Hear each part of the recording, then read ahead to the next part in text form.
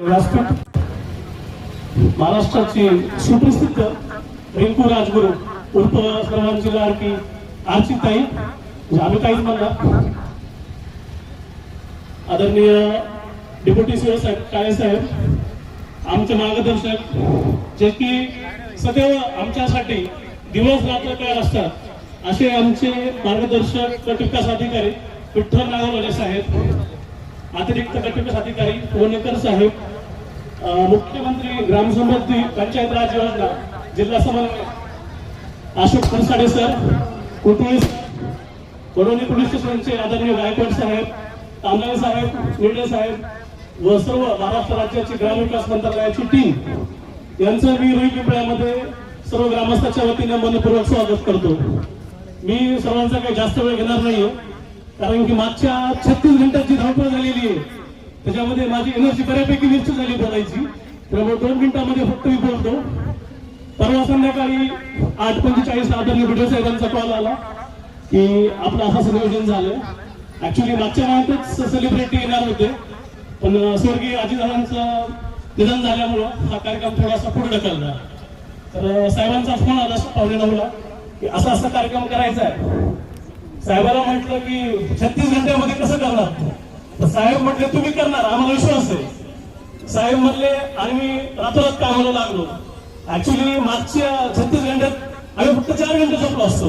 एवढी सगळी तयारी केली आहे लोकांना, मी आणि माझी सर्व टीम जे की तुम्ही आम्ही सगळे बघतायत. आता सर शॉर्ट मध्ये सांगतो, मुख्यमंत्री ग्राम समृद्धी पंचायत राज योजना याच्यामध्ये आम्ही काय केलं, बाकी सगळ्या गोष्टी आता विष्णू सरांनी सांगितले. 17 सप्टेंबर 2024 ला मुख्यमंत्री ग्रामपंचायत समृद्धी योजना ही लागू झाली महाराष्ट्रामध्ये. अगोदर याचा कार्यकाळ 31 डिसेंबर 2025 पर्यंत होता. नंतर राज्य सरकारने याचा कार्यकाळ 31 मार्च 2026 पर्यंत वाढवला. म्हणून थोडंसं आम्ही काम करण्याची गती थोडी कमी केली, तर तरी आम्ही त्या गतीने काम करतोय.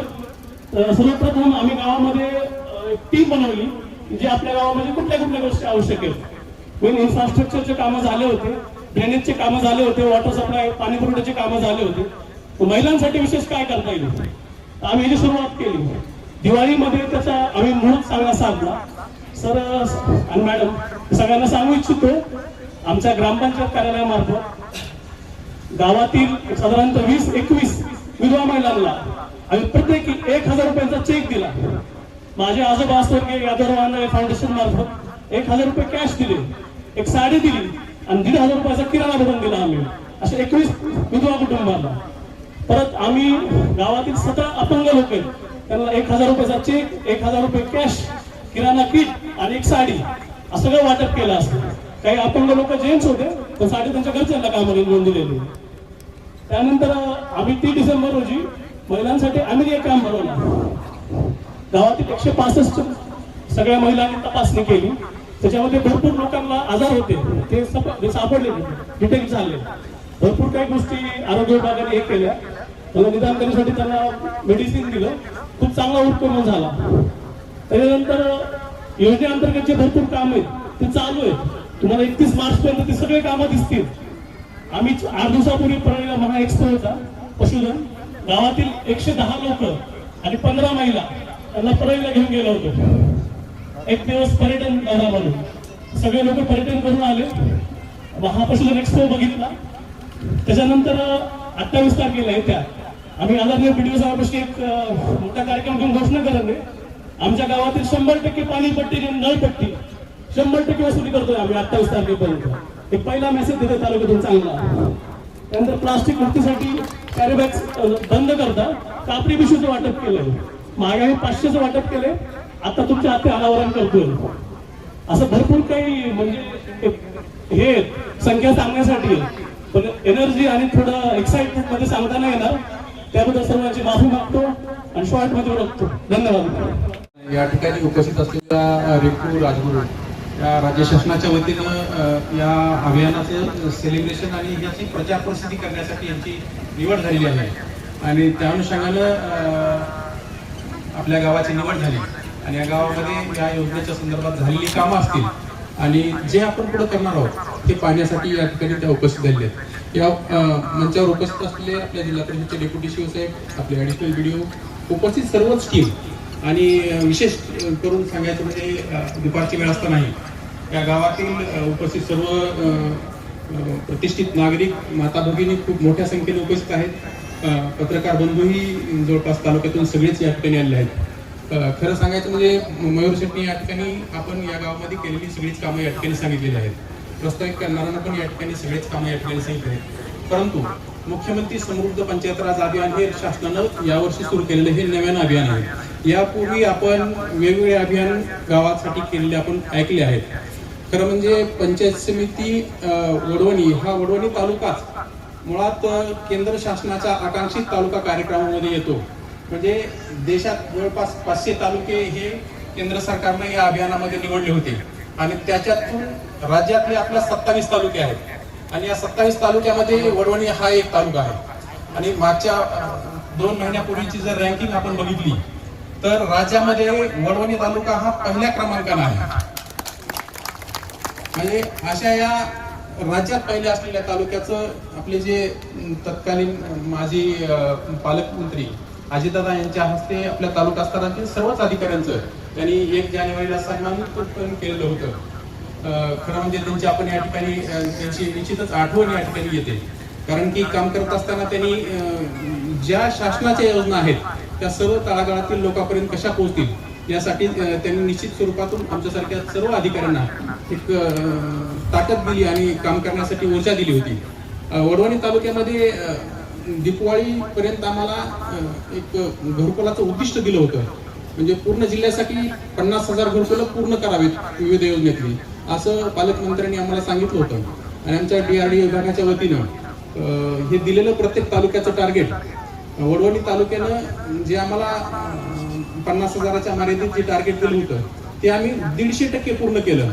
आणि हे आपण या तालुक्याचा एक वेगळा मान आहे आपला. खरं म्हणजे या मुख्यमंत्री समृद्ध पंचायत राज अभियानामध्ये जर काम केलं तर गावाचा सर्वांगीण विकास व्हायला म्हणजे काहीच शिल्लक राहणार नाही अशा प्रकारची ही योजना आहे.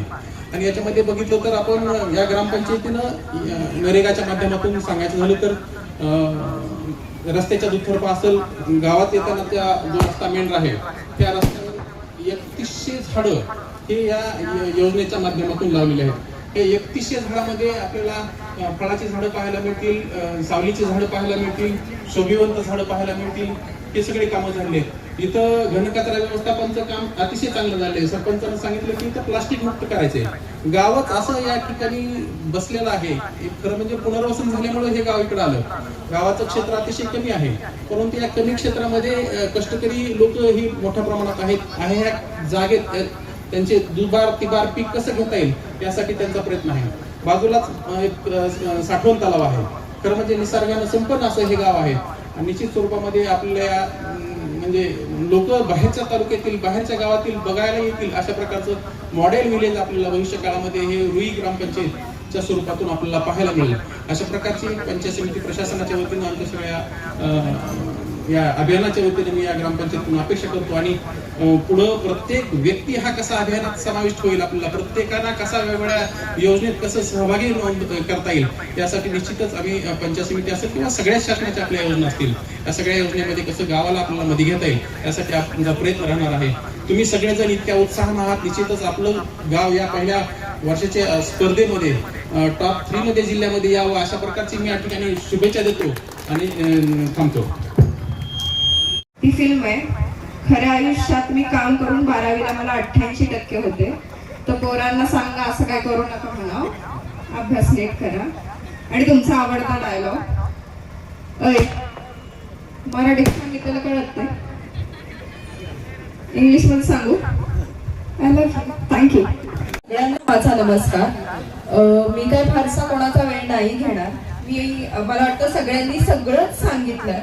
मी एवढंच सांगेन की आपली ग्रामपंचायत समृद्ध सक्षम कशा पद्धतीने होईल आणि त्याच्यासाठी तुम्ही काय काय मदत करू शकता, किती हातभार लावू शकता, खरंच लावा. कारण आता ना स्पर्धा पण चालू आहे प्रत्येक गावात, प्रत्येक ग्रामपंचायतमध्ये. आणि जी ग्रामपंचायत जिंकून येईल तिला काहीतरी मानधन पण मिळणार आहे. सो माझं एवढंच आहे की तुम्ही प्लीज हातभार लावून खूप मनापासून आपलं गाव कसं सुंदर करता येईल, आपल्या गावात कोणकोणत्या सोयी सुविधा आणता येईल याच्यासाठी प्रयत्न करा आणि आपला योगदान करा, मदत करा त्या गोष्टींसाठी. आणि तुम्हा सगळ्यांना तुमच्या पुढच्या वाटचालीस माझ्याकडून खूप साऱ्या सदिच्छा. थँक्यू.